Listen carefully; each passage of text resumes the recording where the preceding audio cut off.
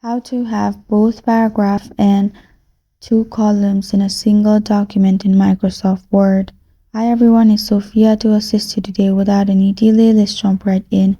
First, click on Layout, then click on Columns. In Columns, you'll find all these options. I'm selecting two. As you can see, in single Word, there is two columns. Again, click on First Text, and then go to Columns, More Columns, click on Apply To, click on Arrow, and then click on this point forward. After that, click on OK, and you have separate one paragraph. Below one paragraph, you'll find two columns.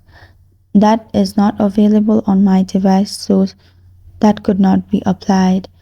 And that's how to have both paragraph and two columns in a single document in Microsoft Word. Thank you for joining me today. If this video helped you out, please leave a like and subscribe for more. Got a question or want to suggest a topic? Comment below. I am Sophia signing off. Until next time.